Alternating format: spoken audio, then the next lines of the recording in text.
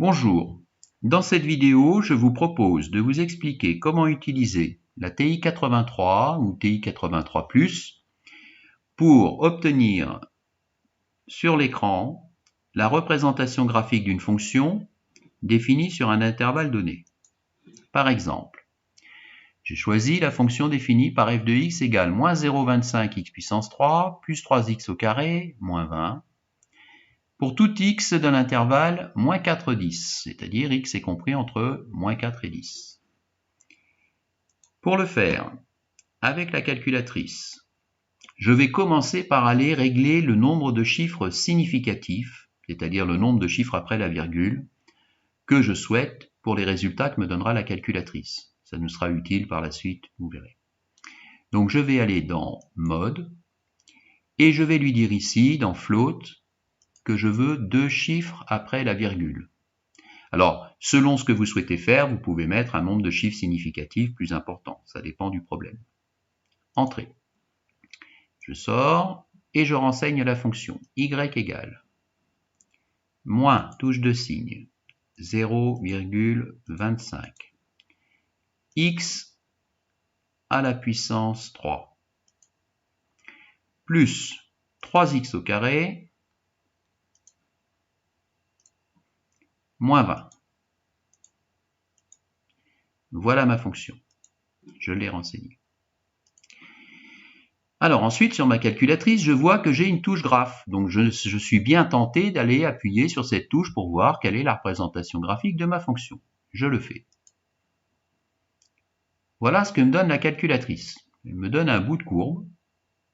Et le souci, c'est que je ne sais pas du tout si les consignes qui sont présentes ici sont respectées. X est-il bien compris entre moins 4 et 10? Est-ce que j'observe toute la courbe sur cet intervalle, sur la fenêtre de ma calculatrice? Je n'en sais rien. Eh bien, voilà la courbe représentative de la fonction. Pour le moment, ce que me montre la calculatrice, c'est ça. C'est-à-dire, en fait, la calculatrice me montre uniquement ce bout de courbe. Pourquoi? Parce que la fenêtre, c'est-à-dire l'écran ici, n'est pas bien réglé. Le réglage est mauvais et je n'observe qu'un bout de courbe. Donc il faut absolument commencer par régler cette fenêtre. Pour le faire, ça veut dire qu'il faut que je réduise l'axe des abscisses, il faut que je réduise l'axe des ordonnées, de sorte que toute la courbe tienne dans cette fenêtre. Ce qui revient finalement, au bout du compte, à avoir quelque chose qui ressemble à ça. Voilà, c'est ce que je souhaite obtenir sur ma calculatrice. Pour le faire avec la calculatrice, je vais venir sur la touche Window. Window, ça veut dire la fenêtre. Et je vais faire les réglages. Vous voyez, l'abscisse minimale, pour le moment, elle est de moins 3, alors que moi, je souhaite qu'elle soit de moins 4. L'abscisse maximale vaut 1, alors que moi, je souhaite qu'elle vale 10. Ensuite, vous voyez, Y minimum et Y maximum valent moins 10 et 10. Je pourrais les régler, mais je vais supposer que je ne connais pas le tableau de valeurs et que je ne connais pas non plus les valeurs extrêmes prises par la fonction sur l'intervalle moins 4, 10. Ça n'est pas grave, la calculatrice possède une touche qui va pouvoir nous aider à résoudre ce problème. Alors, je laisse comme ça, je ne touche pas à autre chose, et je vais dans Graphe. Donc la représentation graphique que me donne la calculatrice, la voilà. Alors les x, entre moins 4 et 10, ça semble réglé. Par contre, les y, l'axe des ordonnées n'est pas réglé. Pour le faire, je vais utiliser la touche Zoom. Voilà. Et je vais descendre jusqu'à ce que je trouve Zoom Fit.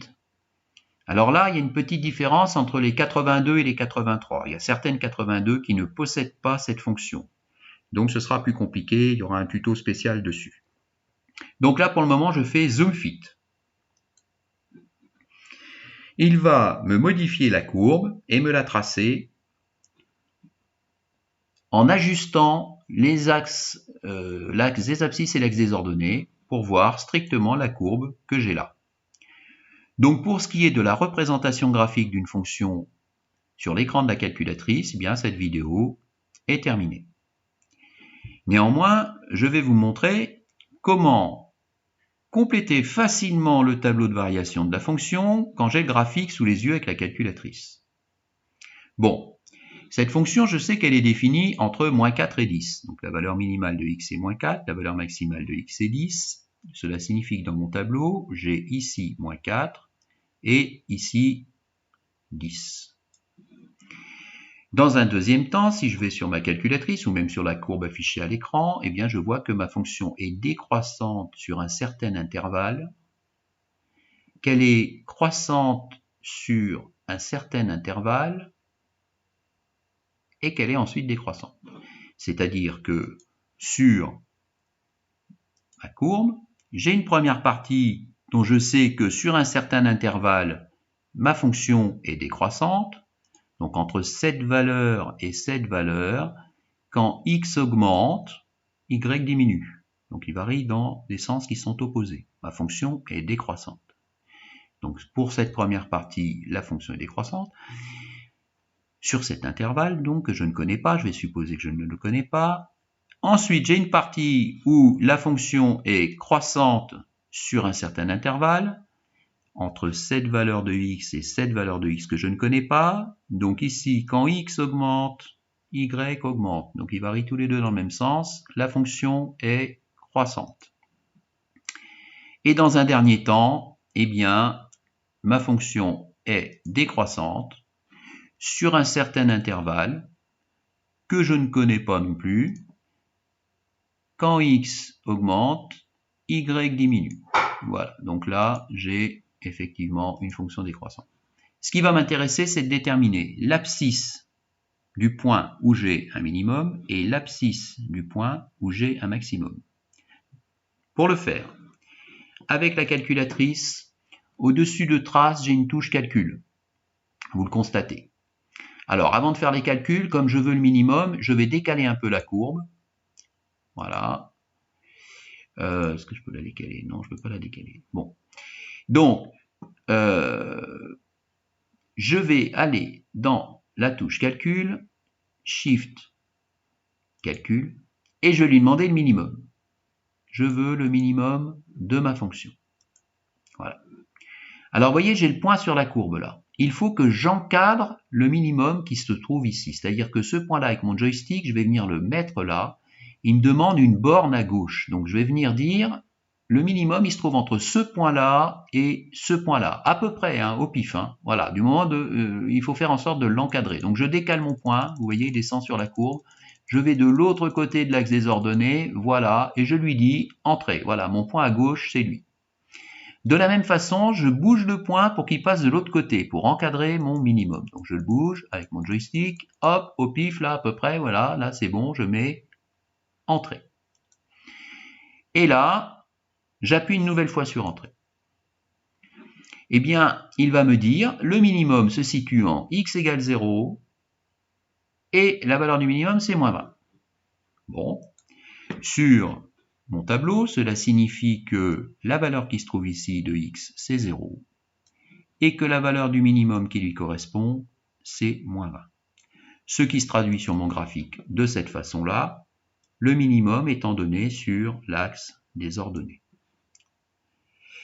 Je vais faire la même chose pour l'abscisse du maximum.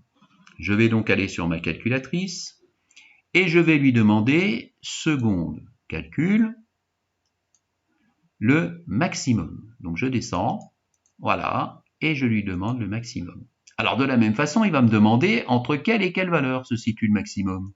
Je vais décaler mon point, vous voyez, il va monter sur la courbe, là, vous le voyez, hop, il suit la courbe, et je vais me placer dans un premier temps à gauche du maximum, par exemple ici, voilà, je mets entrée, et je vais décaler avec mon joystick pour passer de l'autre côté, voilà, entre ça et ça à peu près.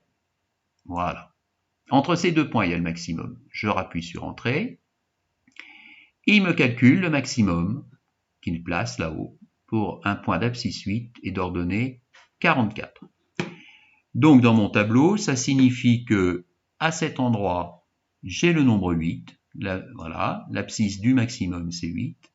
Et l'ordonnée du maximum c'est 44. Ce qui se traduit sur mon graphique comme ça. Abscisse 8. Ordonnée 44, c'est le maximum. Dans un dernier temps, ce qui va m'intéresser, c'est de connaître l'image du nombre moins 4 que je vais placer là et l'image du nombre 10 que je vais placer là. Je vais avec la calculatrice et je vais lui demander, toujours dans les calculs, seconde calcul, une valeur. Là, donc, je lui demande de me calculer l'image d'un nombre. Donc 1, j'appuie sur Entrée. Il me dit, tu veux calculer l'image de quel nombre? Je lui dis, je veux calculer l'image du nombre moins 4. Eh bien, l'image du nombre moins 4, c'est 44. Donc je viens sur mon graphique et je peux dire que à cet endroit, l'image du nombre moins 4, c'est 44. Alors je vais bien rendre les choses visibles. L'image du nombre moins 4, c'est 44. Je vais chercher l'image du nombre 10 de la même façon.